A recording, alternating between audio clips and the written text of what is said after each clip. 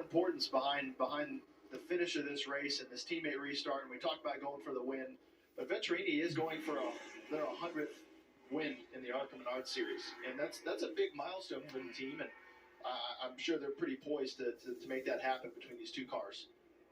Let's check in with Heather real quick. And catching up now with the crew chief of the two for Andres Perez, Danny Johnson. Danny, I hear your spotter up there working through a plan with your driver. So what are we going to see him do when we go green? We're just going to try to see what we can make happen here. Go for the win. That's what we all come here to do. One of the biggest races of the year for us. So we'll get after it here and see if everything falls out the way it needs to be. Good luck. Thank you. I think there's some nerves. Totally. A big moment. 3 of the top 6 drivers right now have never raced here before. Jake Finch, the leader, is one of them. Andres Perez in 4th. And Armani Williams in 6th in the 13. So as the drivers come out of turn 4, they will take the green flag and the white flag together. This is Arca overtime. One more lap to decide it. One more. One lap shootout. I've been here a long time. You all have been watching and listening for a long time. Here it is. Everything on the line. Who will win at Daytona? There they go side by side, the teammates. They head into turn 1. Jake Finch, Gus Dean. They weren't able to do what we expected as far as the teammate restart. It's delayed a lot further, and Gus Dean has the advantage now as a second place car. And Andres Perez has a big run here. Is trying to get clear. Gus Dean's getting way too far out in front, and we're gonna have a run from the outside as well. Jake's gonna have a run. Now it seizes up a little bit. Little side grab from Andres Perez. It's gonna depend on which lane gets. There they go. Oh, no. Jake Finch goes around and dominated this race, wrecking all over the place at the front of the field. That will end this race. Andres Perez, huge hit on top of another car. Gus Dean in the 55 will unofficially be the winner of this race, winning the 100th race for Venturini Motorsports, his 3rd career win in the Arca Series. Celebrations all around. His first win since 2018. And what a moment for Venturini Motorsports. We talked about the 100th win. They had been looking forward to it last year. They kick off the season by getting it with Gus Dean. We've been talking about him all night. Drove a heck of a race.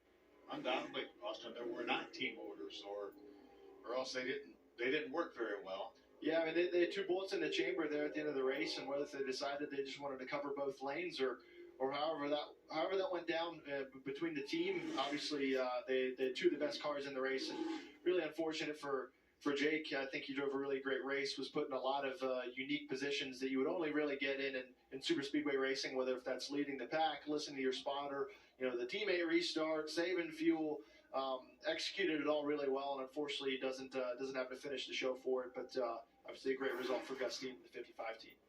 Let's see what happened here on the final lap. Just a lot of pushes, and there was a lot of momentum coming back to that 3rd row, and that outside lane started it, and just a lot of pushing and shoving. Yeah, I think Andy J was in the back of Jake, and I think Andy J had Lewis in the back of him as well, and they all just it was almost simultaneous. The inside and the outside got to the 2nd row at the same time and just kind of fishtailed each other into both lanes. Watch Perez in that 2 car up against the outside wall. He's actually climbing over another car here. He stays mounted on top. That's Andy J's car. Is that Armani Williams? It is. The 13. What an impact for Jake Finch. But 66 laps tonight, only to go straight into the wall on the final lap. Here's another look. Yeah, Jake's just going down the straightaway, and they start pushing and shoving there, and should be a good onboard view here from Perez coming up. As he's obviously the car that's he's on top of Andy Jankowiak's car. Could be a wild ride.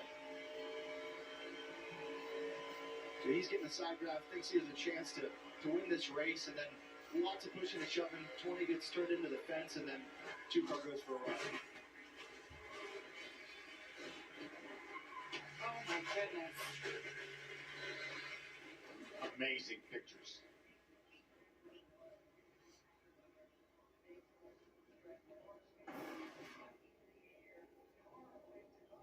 There he is. Fought so hard. Gus Dean drove a great race. Brings it home for his grandfather, who he just lost his best friend a couple of weeks ago. Said he's going to race and win for him, and he does it. Gets that checkered flag. Nothing but smiles. And Amanda Busick is there. Gus, we know you were racing for a lot here this weekend, especially in memory of your grandfather. This milestone win becomes the 100th for Venturini Motorsports, and you are now a Daytona winner. How sweet does that sound? You know what? I started racing when I was 4 years old at a tiny little dirt track in South Georgia. It's been a whole lot of miles, a whole lot of work, and a whole lot of people behind me. My granddad came to every race I ever ran, and every single one of them, he would tell me to get what I can.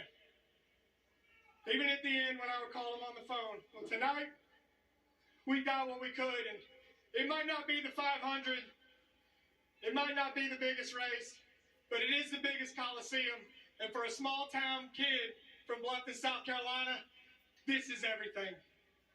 Gus, you got everything that you can out of this tonight. One more question for you. I want to go back to that restart real quick. Talk about the communication between you and Jake and what the orders were there.